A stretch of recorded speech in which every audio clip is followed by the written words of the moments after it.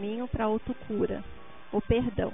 Esse tema está baseado no capítulo 12 do Evangelho segundo o Espiritismo, Ame os seus inimigos. Eu vou ler o início do capítulo para a gente começar a conversar sobre o tema. Capítulo 12, Ame os seus inimigos. Pagar o mal com o bem, os inimigos desencarnados. Se alguém bater na sua face direita, apresenta-lhe também a outra frase. No Evangelho de São Mateus, Jesus disse para aqueles que o escutavam: aprenderão o que foi dito. Amem o próximo e odeiem os inimigos. Porém, eu digo a vocês, amem os inimigos e façam bem para aqueles que os odeiam. Orem por aqueles que o perseguem e caluniam, para que sejam filhos do meu Pai, que estás no céu, que faz nascer o sol sobre os bons e os maus, e faz chover sobre os justos e os injustos. Pois se amarem apenas os que amam vocês, que recompensa terão? E ainda nesse capítulo, no item 3, se a caridade tem como princípio amar o próximo, amar os inimigos é a mais sublime aplicação desse princípio. A virtude de amar os inimigos é uma das maiores vitórias alcançadas sobre o egoísmo e o orgulho. Amar os inimigos é um tema que realmente não é fácil para nenhum de nós, né? Quando a gente pensa em relação a tudo que pode ter acontecido sobre algum ato de maledicência, de maldade, de traição que tenhamos recebido, e ainda assim recebermos essa instrução de amar os inimigos, a gente vê a dificuldade de aplicação dessa lei. Se a gente for resgatar um pouco da história que o Evangelho nos traz, a gente vai ver que nos séculos anteriores à vinda de Jesus, a lei era olho por olho, dente por dente, né? Com ferro fere, com ferro será ferido. Então, existia a orientação, né, da retribuição da maldade naquele tempo. Pelo o desenvolvimento e o esclarecimento moral que a população daquela época tinha. Quando Jesus vem e traz essa instrução, amar os inimigos, ele está dizendo, bom, vocês aprenderam dessa forma, mas agora o que eu estou dizendo é amar os inimigos, tratar o mal com o bem, e é assim que a gente vai perdoar e praticar a caridade. Se a gente for trazer para a nossa realidade, quem são os nossos inimigos, né? E quem é o nosso próximo? O próprio Evangelho nos diz que é muito fácil a gente amar quem ama a gente, quem é nosso amigo, quem está próximo de nós, porque a gente percebe que a gente está numa afinidade com aquela pessoa, né? Quando eu tenho alguém que me é caro, que me é próximo, que é amigo, a gente tem o amor, a frequência energética correspondente com aquela pessoa, a afinidade com aquela pessoa. Então é fácil a gente ser tolerante e a gente ser indulgente com aquela pessoa. É só a gente pegar como exemplo o amor de mãe. O próprio Evangelho traz que uma das formas mais sublimes de amor, da concepção da palavra amor, que hoje a gente usa o amor como coisas muito simples, né? Eu amo chocolate, eu amo viajar, mas a concepção mais sublime que a gente tem da palavra amor é o amor de uma mãe por um filho, por exemplo. E quando a gente tem isso, mesmo que o filho cometa erros, mesmo que eu saiba que o meu filho é um bandido, que ele cometeu um crime, a mãe sempre é aquela que mesmo assim, mesmo sabendo que o filho cometeu uma falta, ela está perdoando aquela filha. Se a gente for trazer mais no exemplo do dia a dia, quantas vezes quem tem mais de um filho acaba se dedicando mais àquele filho que demanda mais, que tem mais dificuldade, e a gente ama mais aquele filho do que o outro? Não, mas a gente entende que aquele filho que passa por dificuldades maiores, que às vezes tem uma dificuldade de relacionamento, no aprendizado, acaba sendo o que a gente se dedica mais. O que Jesus traz é exatamente o mesmo conceito. Eu vou amar o meu inimigo. E aqui, quando eu falo do inimigo, se a gente for trazer para o nosso dia a dia, a gente não está falando só de inimigo, daquele que fez uma grave ofensa, que cometeu um crime, que nos traiu. Se a gente for ver nas nossas relações diárias, no nosso convívio com a família, com o trabalho, a gente percebe que a gente tem desavenças, que a gente tem animosidades, que muitas vezes a gente é orgulhoso, é vaidoso, quer ter sempre a razão.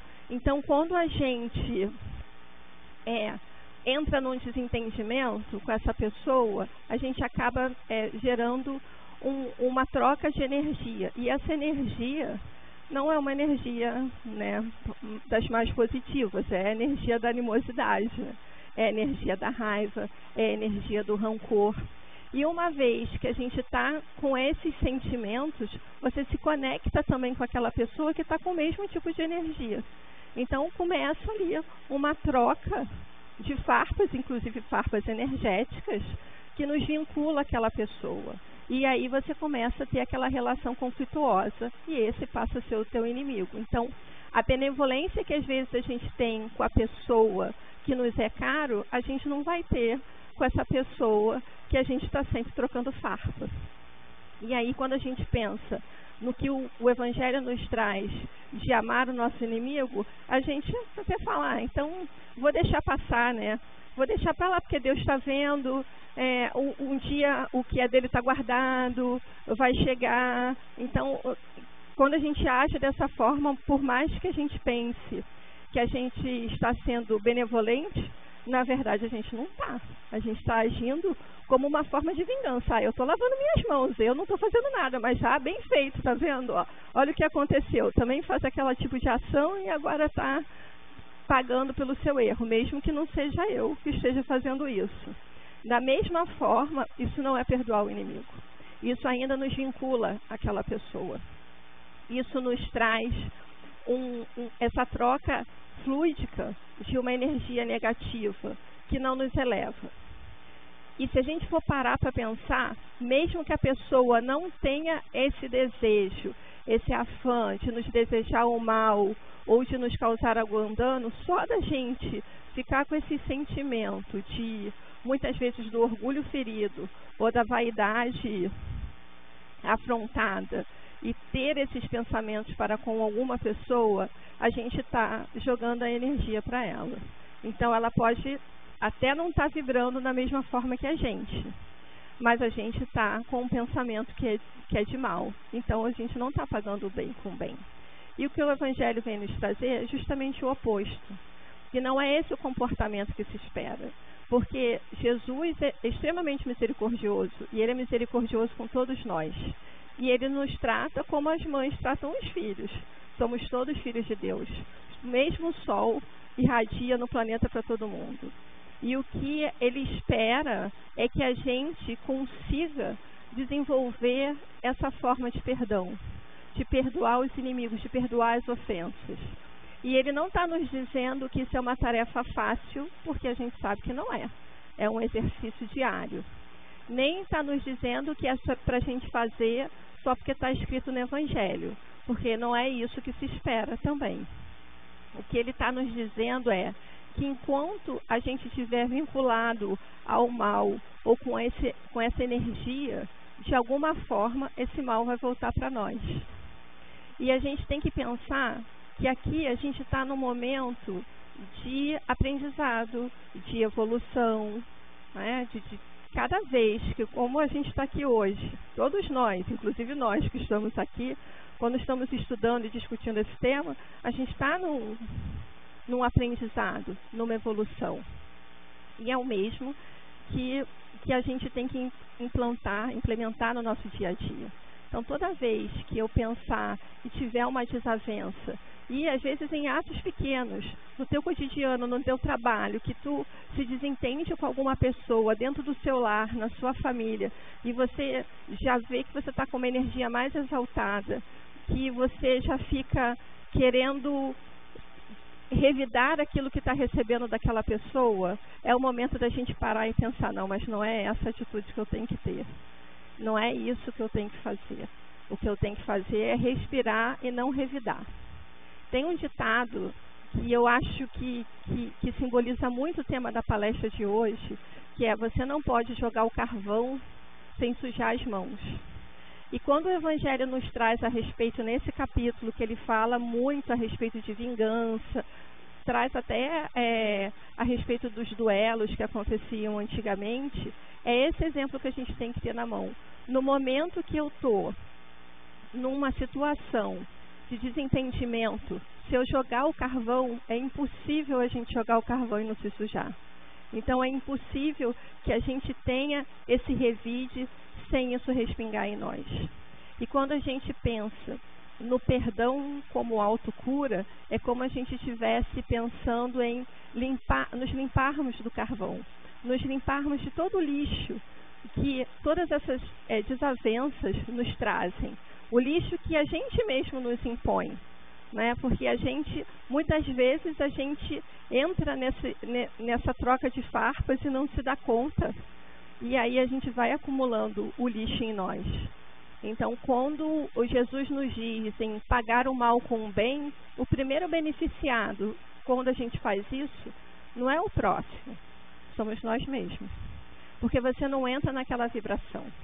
Você deixa de ter aquela vinculação.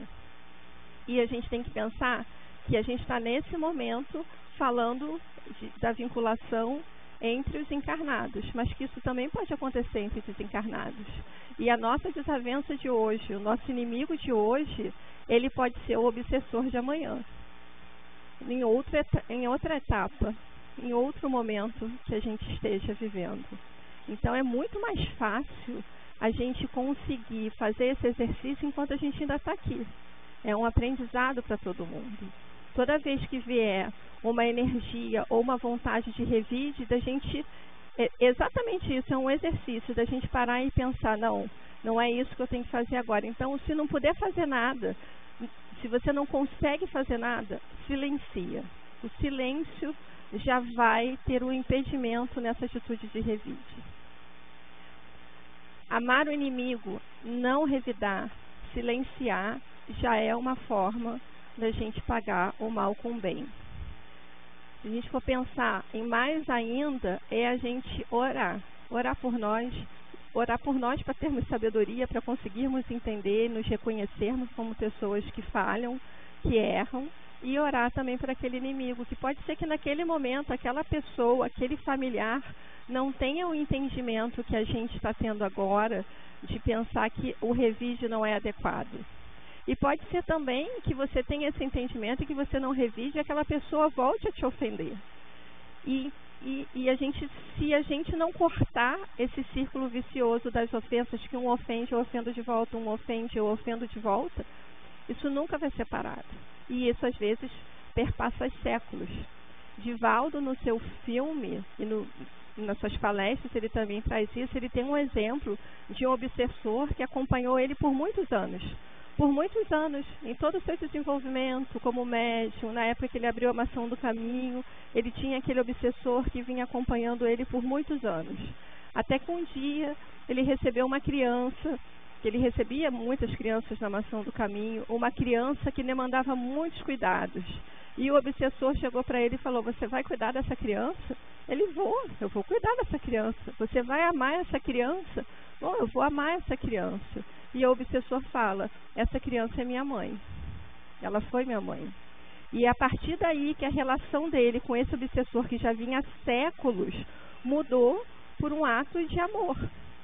Então, é esse o sentido que o Evangelho nos traz nesse capítulo, que é a gente, através do amor e através do perdão, da gente não jogar o carvão e a gente limpar o lixo em nós, a gente praticar o bem. Então, quando a gente fala amar os inimigos, não significa que eu vou tratar o inimigo como eu trato aquele familiar, como eu trato meu filho, como eu trato um amigo que eu tenho a mesma afinidade, que eu amo de todo o meu coração. Mas eu posso até não confiar nele, porque ele pode voltar a me machucar de alguma forma. Mas eu estou trazendo para a minha vida o não pagamento com a maldade. E aí esse vínculo energético é o que a gente precisa cortar. Porque a gente desfaz esse vínculo, essa ligação que a gente tinha com aquela pessoa. E mesmo que aquela pessoa, mesmo que você não saiba, ainda te deseje coisas ruins, se você não está naquela vibração, a chance daquilo te alcançar é muito menor.